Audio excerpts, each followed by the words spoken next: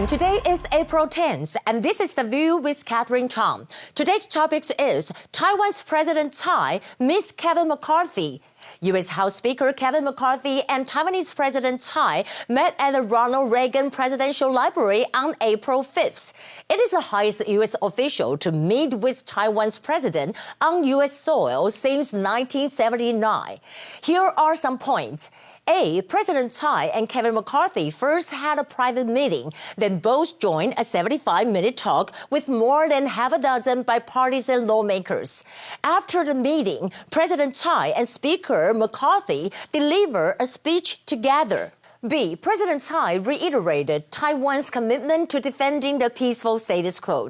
She also quoted Confucius analyst Luan Yu, saying that one who is virtuous will not stand alone. 德不孤必有邻. She said that Taiwan is not isolated and not alone. C. However, China imposed further sanctions on Taiwan's envoy to the U.S., Xiaobi Kim, prohibiting her from entering China, Hong Kong, and Macau.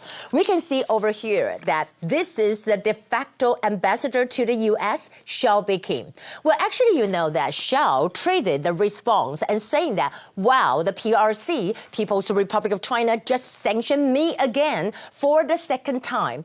Well, we know that Xiaobi Kim has been sanctioned by PRC in August 2022. I wonder why the Chinese government sanctions her again. Well, I think the Tsai-McCarthy meeting marks a historical moment in the U.S.-Taiwan relations. It makes a concrete gesture to China. Both Taiwan and the U.S. push back the so-called China Red Line. As President Tsai said when she returned to Taiwan, Taiwanese will not bow to pressure, nor will they stop fostering exchanges with the world. Here are the top stories. Today, we kind of talk about First, I want to talk about China launches 3-day military drills around Taiwan after the Tsai-McCarthy meeting. We know that today is the third day of China's joint sword exercise. Live-fire drills are held in Pingtan Island, located in China's Fujian province.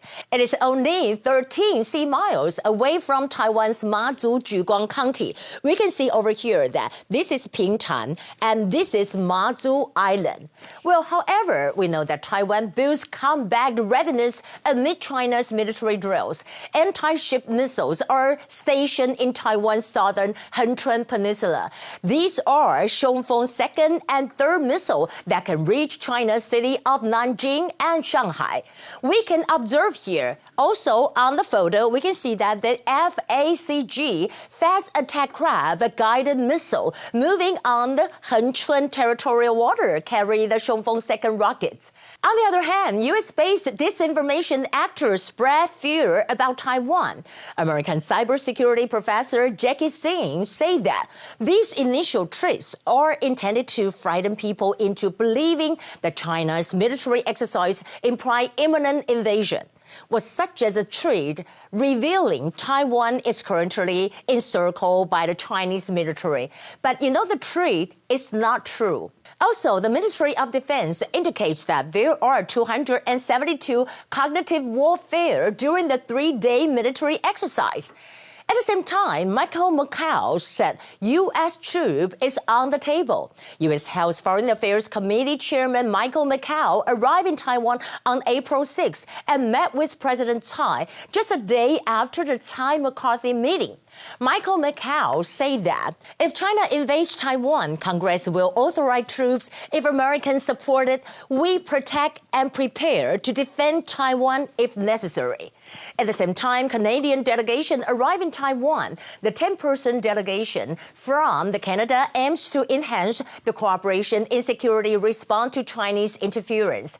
Canadian Parliament member John McCaul said that form a delegation of heavyweight lawmakers from Canadian four major parties show the importance we attach to Taiwan.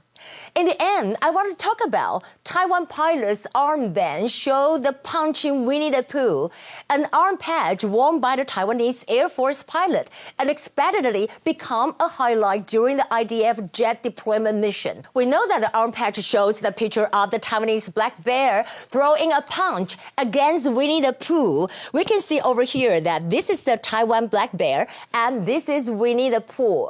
Well, according to the designer, the creation was inspired by Will Smith's famous slap in 2022 Oscars. The armband also boosts the morale with the angry punch that represents Taiwan. Well, that will be the view for today. Well, this is Catherine from Taipei. Today is Monday. I hope you all have a nice Monday. I'll see you again.